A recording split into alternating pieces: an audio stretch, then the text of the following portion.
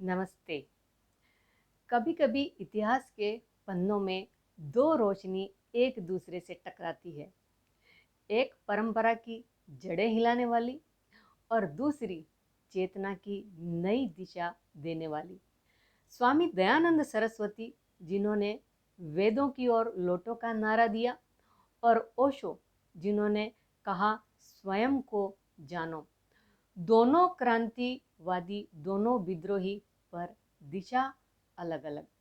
आज हम समझेंगे ओशो के विचारों से स्वामी दयानंद और आर्य समाज की व्याख्या। 19वीं शताब्दी में जब भारत अंधविश्वास, मूर्ति पूजा और सामाजिक जड़ता में जकड़ा था, तब स्वामी दयानंद ने आवाज उठाई, वेद ही सत्य है, वेद ही धर्म का मूल है। उन्होंने मूर्ति पूजा, जातिवाद और अंधश्रद्धा का विरोध किया। उनका उद्देश्य था धर्म को फिर से तर्क और विज्ञान की रोशनी में लाना। उन्होंने कहा, न मूर्ति में भगवान है, न किसी ग्रंथ में बंधा हुआ सत्य। सत्य तो वेदों में है और वेद का अर्थ समझने में है। आर्य समाज का जन्म 1875 में मुंबई में उन्होंने आर्य समाज की स्थापना की। इसका उद्देश्य था सत्य की खोज, सामाजिक सुधार, स्त्री शिक्षा और भारत की स्वतंत्र चेतना को जगाना। आर्य समाज ने बाल विवाह का विरोध किया, विधवा विवाह का समर्थन किया और शिक्षा में समानता की लौ जलाई। एक तरह से आर्य समाज भारत के पहले जागरण आंदोलनों में से एक था। ओशो की दृष्टि से स्वामी दयानंद। ओशो स्वामी दयानंद के प्रति विरोध नहीं, सम्मान और आलोचना दोनों रखते हैं। उन्होंने कहा था, दयानंद एक अद्भुत व्यक्तित्व थे, पर उनकी क्रांति अधूरी रह गई क्योंकि वे समाज सुधार में उलझ गए और आत्मा की गहराई में उतर नहीं सके। ओशो का मानना था कि स्वामी दयानंद ने बुद्धि को जागृत किया, लेकिन ध्यान की दिशा में कदम नहीं बढ़ाया। ओशो कहते हैं, दयानंद ने धर्म को वैज्ञानिक बनाया, पर अनुभवनात्मक नहीं। वेदों में लौटने की बात कही, लेकिन भीतर के वेद को नहीं देखा। ओशो और आर्य समाज का अंतर। आर्य समाज के अनुयायी कर्मकांड विरोधी थे, पर ओशो कहते हैं, कर्मकांड से मुक्ति तो हो गई, पर अनुभव की गहराई खो गई। ओशो का मानना था कि आर्य समाज ने लोगों को धर्म के नियम सिखाए, पर धर्म की अनुभूति नहीं दी।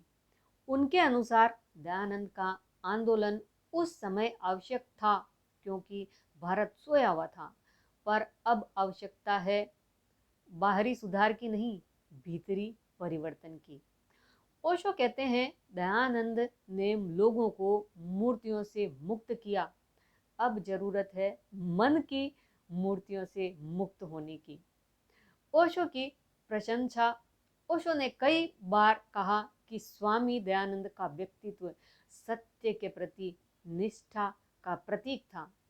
उन्होंने किसी से डरकर नहीं, सत्य को जैसे जाना वैसे कहा। ऐसे लोग बहुत दुर्लभ होते हैं जो संपूर्ण समाज के विरुद्ध खड़े हो जाएं और कहें, वेदों की ओर लौटो। दयानंद जैसे लोग ही धरती को नया मोड़ देते हैं। ओशो ने कहा कि अगर दयानंद ध्यान की कला भी जोड़ देते तो वे बुद्ध के समान ऊंचाई तक पहुंच सकते थे। ओशो की चेतावनी। ओशो ने यह भी कहा, हर आंदोलन जो समाज सुधार पर रुक जाता है, वह धीरे धीरे संस्था बन जाता है और संस्था सत्य की जगह ले लेती है। उनके अनुसार आर्य समाज एक जीवंत खोज से धीरे धीरे एक संगठन में बदल गया, जहां नियम तो रह गए पर अनुभव खो गया। ओशो कहते हैं, संगठन सत्य का अंत है। दयानंद की आग संगठन में राख बन गई। आज के संदर्भ में, आज अगर ओशो और दयानंद दोनों साथ होते तो शायद ओशो कहते, आपने रास्ता खोला, अब मैं मंजिल दिखा रहा हूँ। दयानंद ने कहा, वेद पढ़ो, ओशो ने कहा, स्वयं को पढ़ो।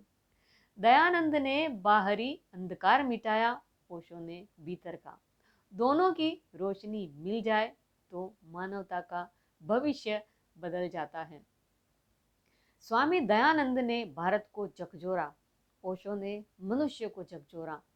एक ने कहा, भ्रम से बाहर आओ, दूसरों ने कहा, अपने भीतर जाओ।